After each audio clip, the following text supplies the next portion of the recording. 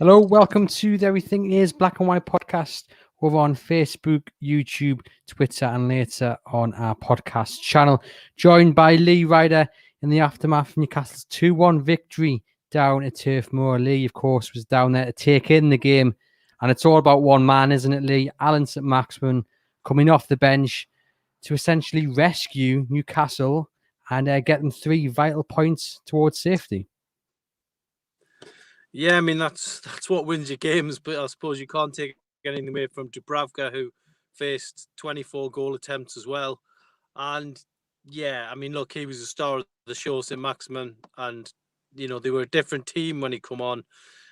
It was, I almost tweeted Brighton revisited after the first half because it was that bad. But thankfully, they got themselves sorted in the second half. Saint-Maximin brought confidence on the pitch. Murphy looked a better player when Saint-Maximin come on. They linked up so well, and by the end of the game, I was looking at how many positives there were rather than anything else. It's amazing how quickly things can turn, and it's a really vital 3 points for Newcastle. Moves them what we are now 6 points ahead of Fulham with the game in hand as well, and it brings them closer to the teams above them. But Lee, I think for the first 50 minutes, Newcastle was second best, and Burnley were made to look, rather quite good, in my opinion. Look, at the end of the day, Burnley, they were in the Premier League because they work so hard, and they don't try to do anything clever. They just work hard. I watched them in the warm up, and they were winning loads of headers. They were prepared for the sort of onslaught. They were slick with the passing as well. That they can play football too, but they just work so hard. And I think that's what you're up against when you're down at the bottom. You're against teams like Burnley who are used to this, and it's not like Newcastle are used to challenging at the top of the table, by the way. But if you are going to become engulfed in a battle at the bottom, you have to come to a place like this and win. And Newcastle have done that. They've done that today on a very chilly day at Turf Moor. Everyone's talking about this VAR decision. Thankfully, in the end, it didn't matter. Sean Longstaff getting a boot to the head, and everyone just can't understand why it wasn't given. I think the official, take from those who do the decision said something like, so on Sky at half time, they said, what we've been told by the PGMOL is that Tarkowski had played the ball first and then Longstaff had stooped in and put his head into that area. But I mean, what was Longstaff supposed to do? I mean, what was your take on that? Yeah, I mean, it was a blatant penalty. There's no doubt about it. And if that's the rule, then if it happens on the halfway line, it's a foul. If it happens in the penalty area, it's a foul. So that's just my take on it. I'm glad that we're not talking about a controversy here today. There would have been, some serious questions asked had Newcastle not won or lost the game because of that. But thankfully, they've got the all important win, and let's hope they can build on it now. I mean, there's less pressure on them now going into games, and they should really, be looking forward to games. And West Ham at home next, it's a real opportunity for them. But even, the away games that suddenly look daunting, Newcastle can go then and give it a bit of a go. And if Saint-Maximin's fit and if Callum Wilson's fit, then they are a different team. There's no doubt about it. And it brings confidence to the pitch for others, which we've seen with Murphy and Sean Longstaff after the break.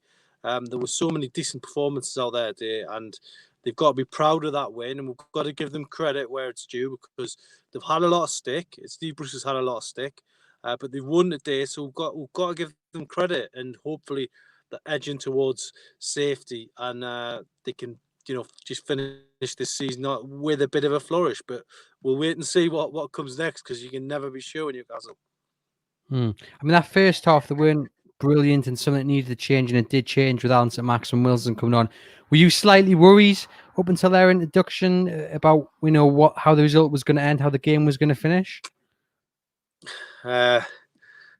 I mean, I was pretty dejected, to be fair. Like, slightly worried doesn't cover it. I was, staring in the face of another defeat. It did feel even after 5 minutes of the second half, it was all Burnley. Dubravka making a great save from Loughton. That could have made it 2-0.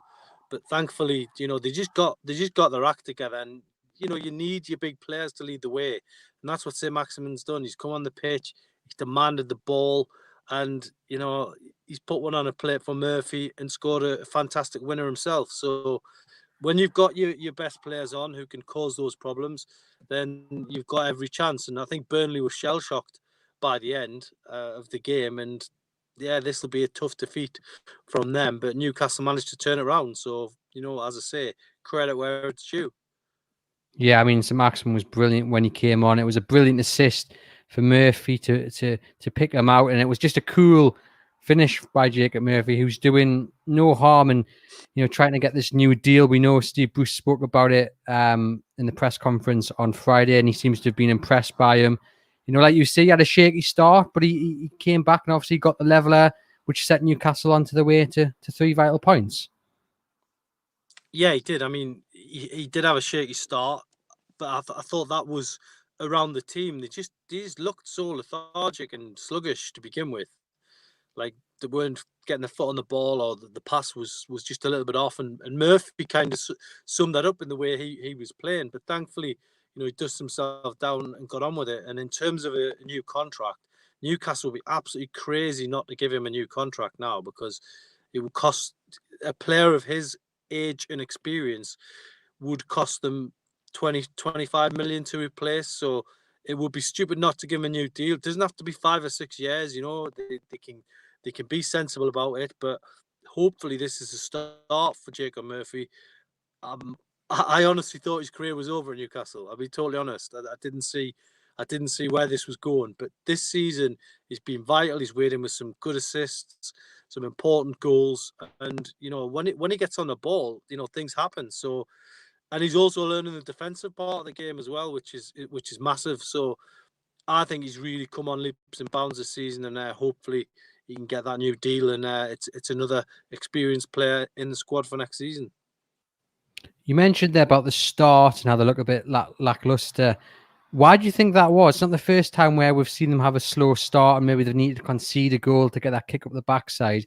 But again, today it was against a side which, was a winnable game. One of those games you think Newcastle have got to win given what happened on Friday. And yes, they have done in the end. But for the first 50 minutes or so, they did look second best. Why do you think that was? It's a difficult one to put your finger on, really. I think I'm not 100% sure what happened in between, the Spurs game and training and that start there today. Maybe one of the things that stuck out for me was they seemed to be kind of worried about playing the ball in the box early, because obviously Burnley, as I say, in the warm-up, they were going up for a lot of headers. That's what they're about, clearing the lines. And maybe they were just thinking a bit too much about that final ball into the box. There was a corner where they played it short, for example, when they should have just whipped it in and attacked it. Maybe they were just a bit too worried about Burnley's aerial dominance. But, once you've got Saint-Maximin on the pitch, it's never about aerial dominance. It's about defenders who just can't catch him and are going to get caught out by his twists and turns. So, yeah, maybe it just needed, your top quality player to be on the pitch and turn things around. But, yeah, tricky game here. Always is against Burnley. And it just sets up nicely now for next weekend. And, it's going to be one where we're not looking over our shoulders going into the game, because let's not forget, it was only Friday night when we were worried about slipping back in the relegation zone. Now there's a 6-point buffer there, and it feels great. So hopefully they can build on it, and let's not have a nervous finish to the season. West Ham 2-0 up against Leicester. A lot of people saying they managed to play the same way they have done the opening few minutes here against Leicester as we did against Newcastle. It might not be the best of scorelines come half time next weekend. But anyway, we're concentrating on this game. I know you were impressed with Sean Longstaff. Obviously should have had a penalty. It was good to see him throwing himself into challenges. And he was drawing the fouls as well. I think he got an 8 in your player ratings. So and it looks like he's starting to build up to that level which we saw, a couple of seasons ago. Yeah, look, it was great when he broke into the team. He was winning plaudits from people like Alan Shearer, Jamie Redknapp. They're queuing up to give him praise. And then last season it just went a bit wrong for him. This season he's had his ups and downs, but now he's back in the team. He's had that long stint on the sidelines to have a think about what he can bring to the team. But yeah, he was fantastic today. He is still a player learning his trade. I do think there's a lot more to come from him. But yeah, he's looking good and linking up well with John Joe Shelvey. Should definitely be in the team for the next game. And Joe Linton, he impressed against Spurs, but he didn't have the same impact today. No, that was probably one of the big shames of the afternoon, really, that Joe Linton couldn't continue where he left off against Spurs. And yeah, he didn't play as brilliant as we know Newcastle players are capable of stepping up to. But for him, it was a good performance. He got a goal. He was getting involved. Today, he wasn't able to build on it, and unfortunately, this consistency thing continues to haunt him. But yeah, it just didn't work out for him, unfortunately. And same with Dwight Gale. Wasn't a great afternoon for him. Once they went off and the two subs came on, though, it changed things. So hopefully there'll be better days for them to come. But yeah, I think we've got to be really positive now, or as positive as we can be. It is only a 2-1 win at Burnley, but it means so much. And penultimate question then, there was no Lascelles on the site today due to the injury, and we know he might miss the rest of the season. He's hoping to be back for the last couple of games. Federico Fernandez, Clark came in alongside Dummett, and Fernandez, I thought, had a really good game. Clark was tested a few times, but on a whole, what did you make of the defence? And can they cope without Lascelles going forward? I think they can. He does bring something different to the team in terms of a threat. He's got a couple of goals recently, so he is a big miss. And for me, he is anyway that he should, be in the team when he's fit. No doubt about it, because I think he is a decent captain for Newcastle, and really helps drag the team over the line. Clark today, yeah, not first half for me wasn't brilliant. Improved second half a great deal. Seemed to be some problems between the defence and Steve Bruce. That's one of the things I noticed from the stand. There was a bit of a dialogue going on, which is totally normal. Wasn't a row, but there was obviously a problem with what they'd been asked to do and what they were actually doing. So we'll have to look into that one a little bit more. But yeah, Fernandez as well. Great return for him. A bit shaky first half, like they all were, but second half just brought that calm, assuredness, and looking into the next game, he's got a bit of a defensive headache, because whether he goes to the back four, back five, one of them would then have to drop out. So it's going to be very interesting to see what his team sheet is next. Final question, and a few people in the comments are kind of heading down this route, saying, we can slip back into it. This one's from Gordon Burke. He says, we can slip back into it if we don't keep it consistent. This is a platform now, and we've got to take it with both hands. And I think that's a really good way to look at it. Today, probably the 3 points was the most vital thing. Yes, it was 20 minutes probably of good football, but the first 50 minutes, as was said, wasn't brilliant. So they've got to kind of, I think, improve performance-wise, but there's a platform to build on at least. Yeah, there is. I mean, it's just going to be nice when they eventually do get, that complete performance. I think the last season they had that away at Bournemouth, and they won 4-1 down there that day, and that was a complete performance. That's what they should be striving towards getting this season. And if they can get a couple more wins, then they're going to be safe. And then it's going to be how near to the points tally of last season can they get, which was 44. And then, for Steve Bruce, he'll be, thinking in his head, this is probably a decent season that they've managed to stave off relegation. They managed to overcome the problems with COVID. That's the way he'll be looking at it, that, they've got through a very tough spell. But at times it hasn't been good enough. But I have to say, today you have to give credit where it's due, because they've not only got the win, but they've showed the character to come back from behind. And I think you have to give them full marks today for that. And credit to Steve Bruce as well, because obviously he kept Wilson, Saint-Maximin on the bench.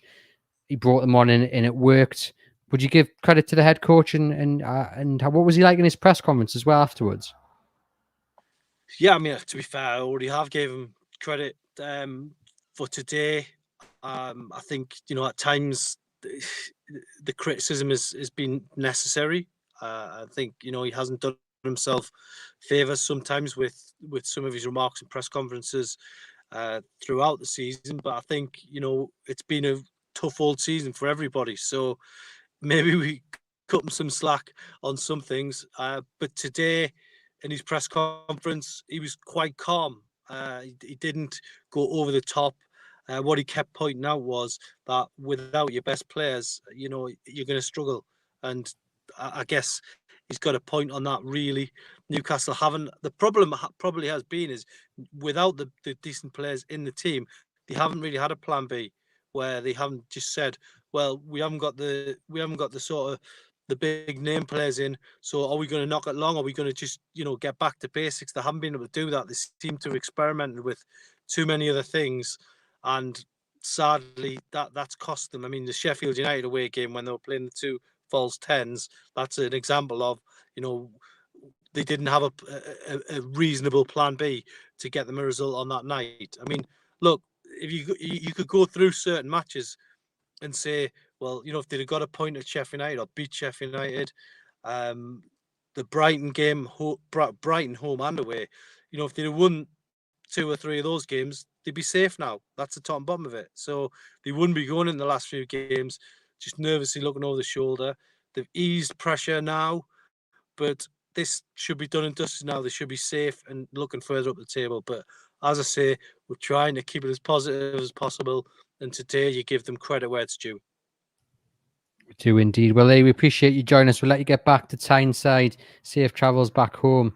Lee Ryder there down at Turf Moor. You can head over to chroniclelive.co.uk to catch up with all the latest Newcastle United news, including Lee Ryder's match report and player ratings, Kieran Kelly's 5 things, and all the quotes from the players, Steve Bruce, all the reaction there. Enjoy the rest of your Sunday